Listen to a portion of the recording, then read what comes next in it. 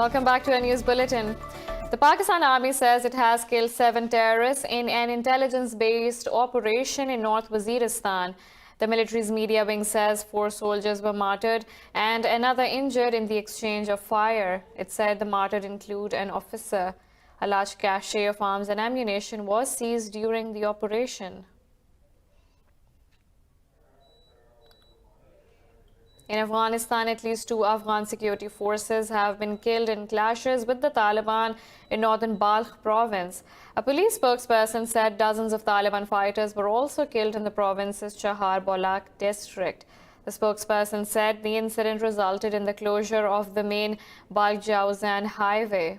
Meanwhile, the Taliban claimed they killed 2 policemen in Kapisa province. In a tweet, spokesperson Zabiullah Mujahid said 7 others were injured when their security vehicle hit a roadside IED bomb in the Shahkot area.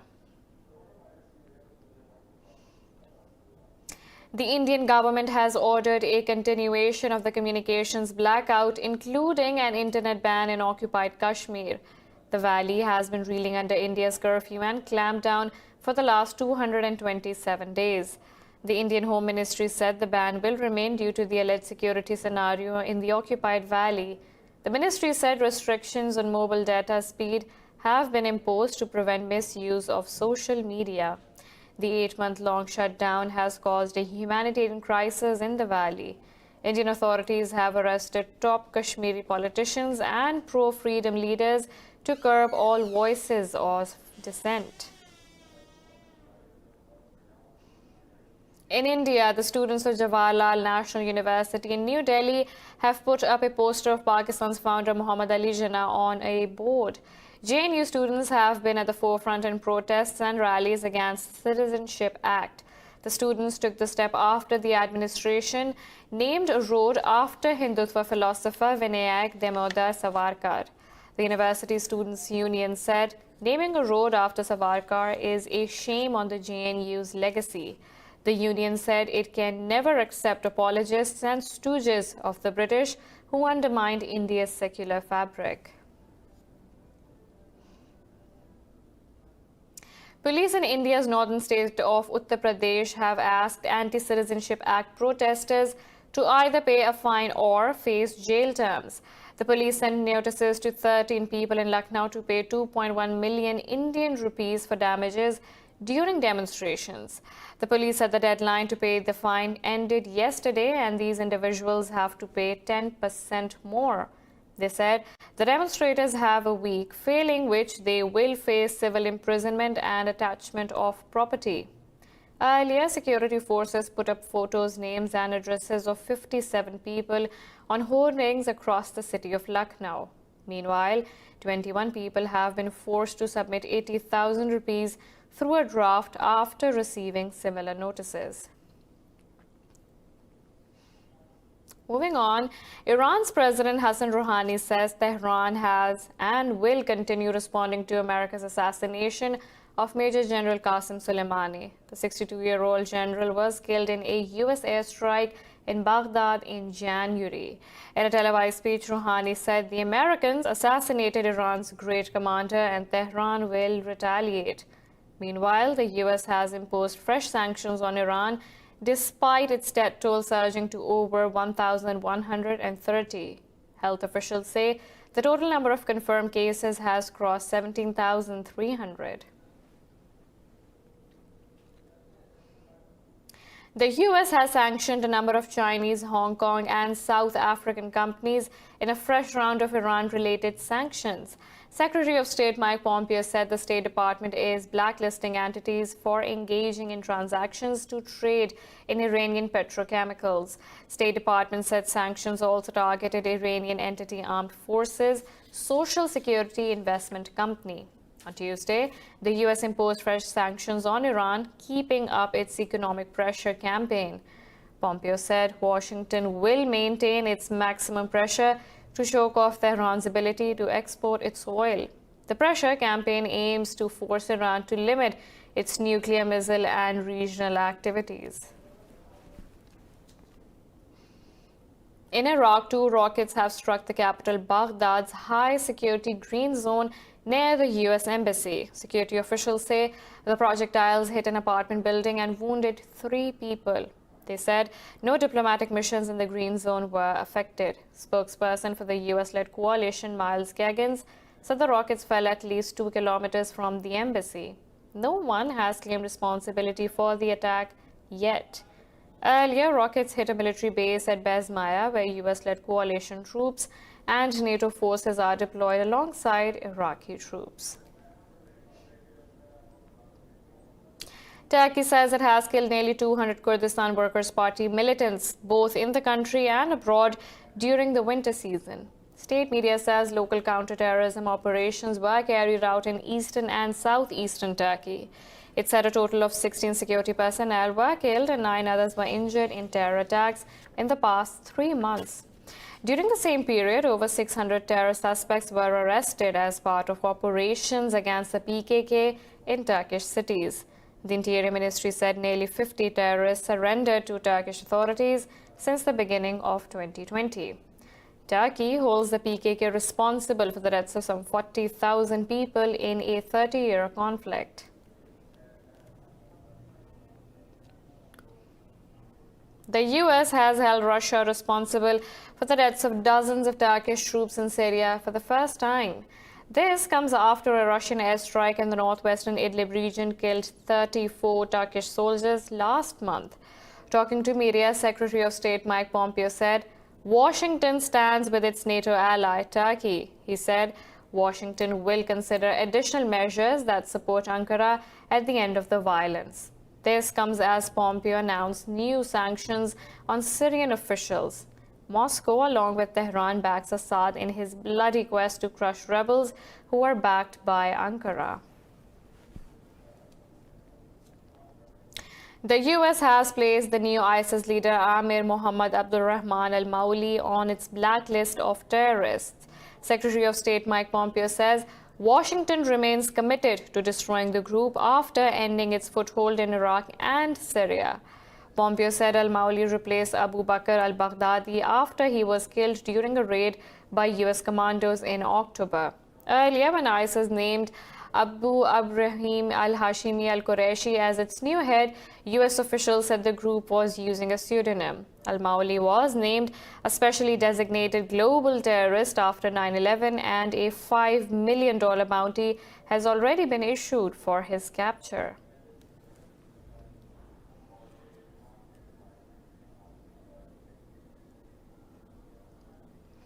Clashes have erupted in the Libyan capital Tripoli between the UN-backed government forces and militias of Khalifa Haftar again. In a statement, spokesman for the Government of National Accord said that violence broke out in Ramla axis in southern Tripoli. He said clashes were still raging on in the area. The spokesman said as of yet, there is no confirmation of casualties. Earlier, the EU and several Arab countries called on the warring sides to declare an immediate humanitarian ceasefire.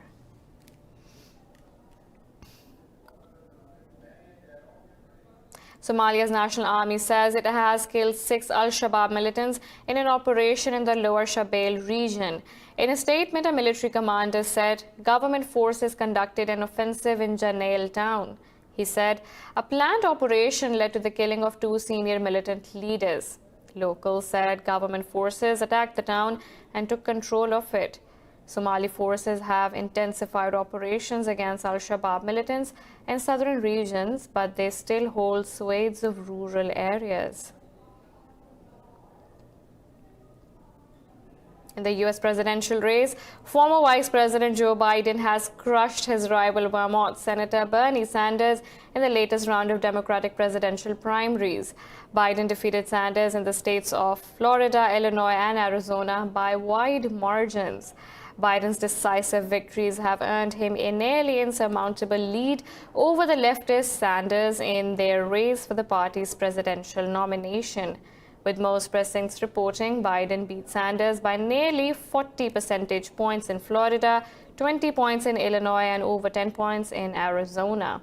The pressure is mounting on Sanders to end his campaign as Biden secured his 19th victory in the last 24 primary contests.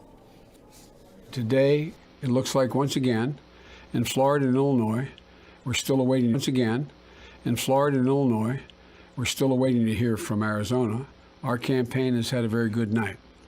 We've moved closer to securing the Democratic Party's nomination for president. And we're doing it by building a broad coalition that we need to win in November. Meanwhile, U.S. President Donald Trump has also won the Florida and Illinois Republican primaries, making him the party's presumptive nominee. Moving on, coronavirus deaths in the EU have exceeded a toll in Asia for the first time as the continent grapples to contain the disease. The bloc has at least 3,421 deaths, compared with 3,384 for Asia. The European Union has sealed off its external borders for 30 days to curb the spread of coronavirus. EU leaders have also agreed that internal borders that have been erected in recent days should come down. Italy has the highest death toll in Europe with over 2,500 fatalities, followed by Spain with 600. In Spain, health officials said the tally of coronavirus cases rose to 13,700. France has reported 7,730 cases of coronavirus in the country with 175 deaths. It has announced a 45 billion euros aid package to help businesses and employees cope with the escalating health crisis. The WHO says countries must act now to tackle the virus. The United States and Canada have agreed to close their border to all non-essential travel. In a tweet, U.S. President Donald Trump said the move will not affect trade between the two countries. Canada relies on the U.S. for nearly 80% of its exports, nearly 200,000 people across the border every day, as it is the lifeline for both Canadians as well as Americans. The shutdown could affect tourists and shoppers, but goods will continue to be transported across the border.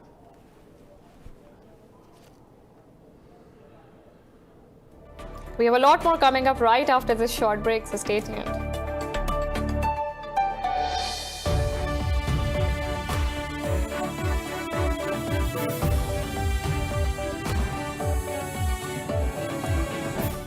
Welcome back.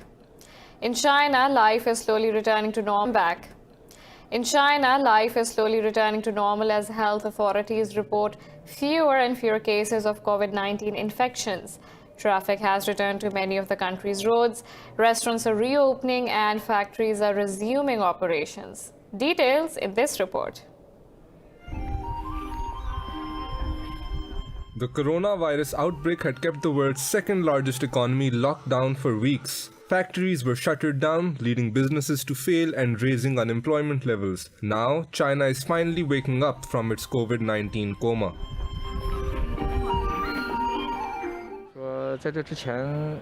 Before, my psychological pressure was pretty high. I was very scared. A sense of fear persists, but now I feel better. For instance, going out shopping is very convenient. Not like the people overseas who are engaged in panic buying. In China, I don't have such a kind of pressure, and psychologically, I feel much released.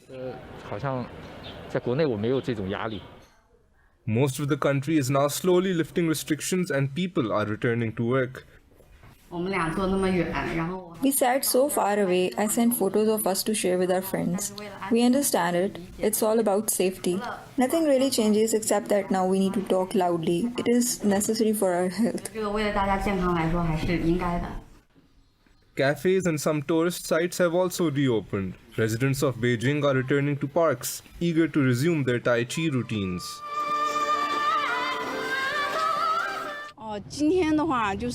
Today I'm outside because I've been indoors for too long. People are able to come out if they are wearing face masks. Generally, many places we go set up checkpoints for taking temperatures, right? What I'm thinking is that people with virus issues can't come out, and people who can come out are safe, so we are reassured. After weeks of empty streets, Shanghai is also transforming. Basically, before the epidemic last year, my business was very good, as opposed to now. From the morning till the night, I was busy. Now, basically, I don't come to the shop in the morning until I have lunch. And I'm finished by 3 p.m. with nothing left to do. Economic officials claim that 90% of businesses are operating again. But with over 3,200 deaths and over 81,000 infections, the outbreak has left many scars.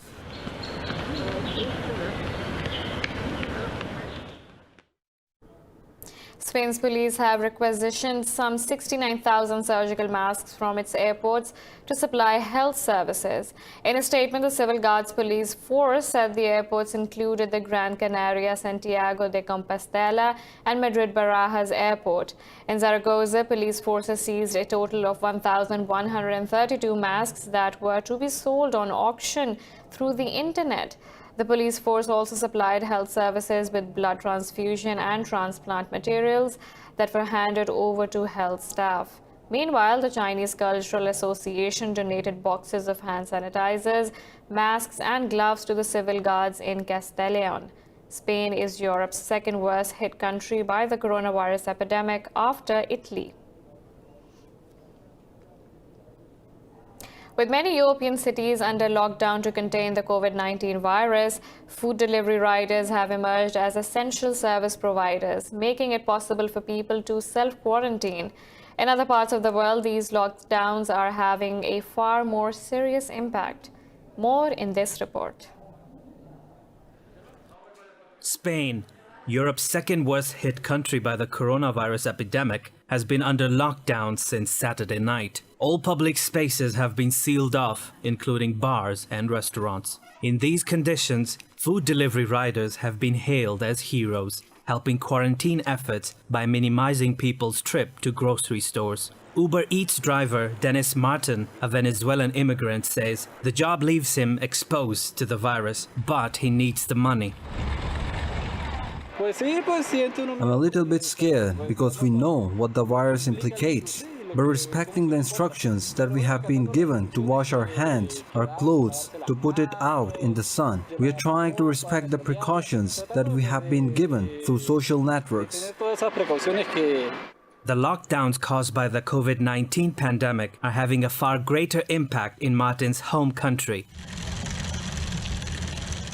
Millions in Venezuela were already struggling with the malnutrition crisis before this virus made headlines around the world. Now, roadblocks and quarantines are exacerbating the situation. What happened is that they implemented a quarantine, but without the necessary preparations to cover the quarantine. So, it wasn't done step by step. It was very abrupt and fast, which is obstructing the economy a lot. And this is going to bring us some problems for a while or even longer. Witnesses in 7 Venezuelan states have complained soldiers at checkpoints are holding up food trucks. The oil-rich South American country's crushing economic recession has now entered its 7th year. The International Monetary Fund has rejected Venezuela's request for a $5 billion loan to fight the coronavirus pandemic. The US-based financial institution said it denied the request due to a dispute over Venezuelan President Nicolas Maduro's leadership. The IMF said it isn't in a position to consider the request because there is no clarity on the international recognition of the country's government. Over 50 countries, including the United States, do not recognize Maduro as the legitimate president. In the US, Chicago's Shedd Aquarium has been forced to close amid the coronavirus pandemic. Amidst the closure, the staff decided to let a few residents out of their enclosures for a field trip. More in this report. What would you do at the Shedd Aquarium if you had free time during its closure? Check out the animals, of course. That's what Wellington the penguin did when the aquarium was shuttered due to the new coronavirus COVID-19. The little guy is one of several rockhopper penguins who got to take a walk or a waddle under the guidance of keepers. Meanwhile, in Washington, a state sanctuary for chimpanzees once used for scientific research has scaled back its staff. Workers don personal protective gear to avoid infecting the primates during the pandemic. We have to in some ways assume that we're carrying it, especially because we know that you can be completely asymptomatic but still be carrying it. So we just want to put a barrier between our germs and the chimps as much as we can. So we're all wearing gloves that we're changing frequently, and we're wearing masks to protect them from us. Human respiratory viruses have caused lethal outbreaks among primates. In late 2016, cases of human coronavirus spread to a community of wild chimpanzees in Ivory Coast. In Nicaragua, beekeeping is a highly lucrative alternative for small-scale farmers, but the variability of climate change has affected their business. A local beekeeper turns to raise queen bees to improve the quality and production of honey. Let's find out more in this report. Climate change is rapidly affecting daily life and habitats around the globe. In Nicaragua, beekeeping is considered one of the most profitable businesses. The country exports 442 tons of natural honey to the world. But beekeepers say the changing climate is bad for honey production. We have an average production between 35 to 40 kilograms per beehive per year, but we have been affected by climate change and it has considerably decreased production, such as producing up to 15 kilograms per beehive per year. Incluso hemos tenido producciones de hasta 15. A local beekeeper, Santos Flores, has found that raising queen bees is the solution to the problem. Y eso lo logramos. Every year we gradually increase by 80 to 90%, and we achieve this through beehive divisions. We have also activities such as natural queen breeding and artificial queen breeding. Santos Flores says that working more technically is giving better production. This allows us, as we have said before, to obtain a better production, because I no longer have to wait a month so that the queen bee can lay an egg. Here, I'll only have to wait 8 to 9 days, which is valuable time, relatively speaking. Beekeepers believe the solution to their problem lies in innovation. As climate change progresses, those who remain dependent on traditional methods will be left behind. Now, this one's for book lovers. In Peru, a once bustling railway station now serves as a library, museum, and concert center. Called the House of Literature, it is one of the favorite places for people who enjoy reading. Details in this report. This former train station is one of Peru's biggest cultural centers. Built in 1912, the station was formally inaugurated as the House of Literature in 2009. Once abandoned, it is now visited by thousands of people. Every day. The House of Literature is a space for people to encourage themselves to read and to learn. No, it doesn't exist. I don't know any other places like this. Not at all. This place is quite innovative. In fact, in Chile, there aren't places like this that are so iconic. One of the star programs involves grandparents telling stories to youngsters. Its objective is to promote reading and literature in children through oral narration. The director of the House of Peruvian Literature says that it is a public cultural center of permanent dialogues. How can we make an impact on a national level with the precariousness and fragility of our cultural institutions? You can't find cultural centers or art galleries or even museums properly implemented in all of the country's cities. Milagros Arderiaga adds that despite the rapid growth of digital culture, written culture continues to generate curiosity and debates. I believe that it is a question of investigating. I do not believe that social networks are distancing us from the written word. They might be distancing us from the forms of narration that were consolidated and that are going to perhaps be used less due to the appearance of new forms. The facade of railway stations has a large iron gate where the letters F and C stand out, revealing its former use as a central railway station. The transformed cultural center has hosted art exhibitions, seminars, and reading circles for youth literature and debates.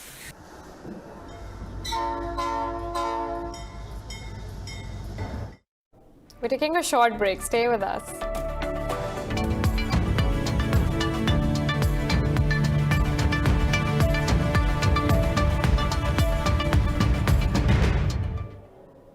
Let's look at businesses and markets. COVID-19 has devastated the airline industry worldwide as fears of massive bankruptcies and calls for emergency bailouts increase. In the United States, airlines have sought $50 billion government bailout in the form of loans, grants, and tax relief. U.S. Treasury Secretary Steven Mnuchin says the airlines are grappling with a crisis far worse than 9/11. Boeing is seeking at least $60 billion in federal support to help navigate a battered aviation industry. Italy has moved to take over insolvent Alitalia, while Sweden and Denmark offer €275 million in guarantees to help Scandinavian carrier SAS. Airlines have slashed flights across the globe as millions of passengers cancelled travel and countries blocked arrivals to stem spread of coronavirus. American e-commerce giant Amazon has announced it will hire 100,000 warehouse and delivery workers in the U.S.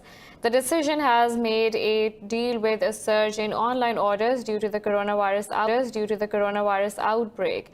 As the number of infections increase, many consumers have turned to the web to meet their needs. In a statement, the company said that the workers will get an extra $2 per hour through the end of April. It said the extra pay for hourly employees in North America and Europe is likely to cost over $300 million. Amazon's hiring comes at a time when many companies are forced to cut jobs and pay as travel and events grind to a halt.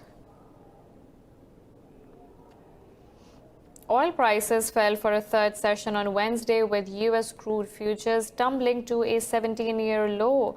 The travel and social lockdowns sparked by the coronavirus epidemic have knocked the outlook for demand. U.S. crude was down 84 cents at $26.11 a barrel, having earlier fallen to $25.83 a barrel, the lowest since May 2003. Brent crude was trading down by 37 cents.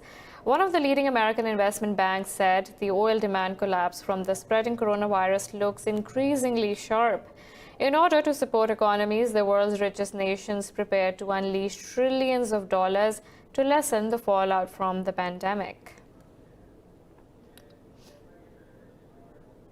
The U.S. stocks have tumbled as the markets remained highly volatile. The drop in Boeing shares brought down to Dow Jones Industrial Average. The stocks of United Technologies and American Express also dropped over 11%.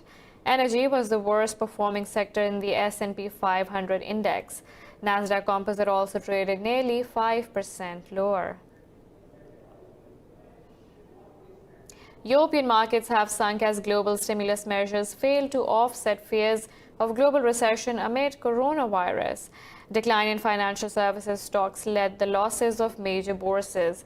The Pan-European Stock 600 dropped nearly 5%. The indices of Frankfurt's DAX and Paris CAC 40 fell over 5%. London's FTSE also landed in negative territory after car manufacturer Rolls-Royce shares plunged 17%.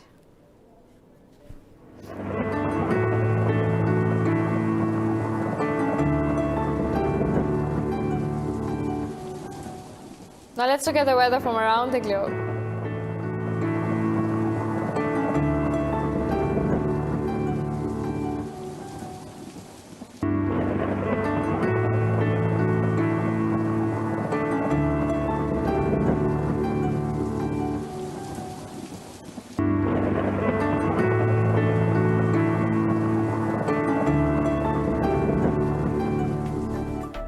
This is all for now. For the latest updates, you can follow us on social media at indus.news.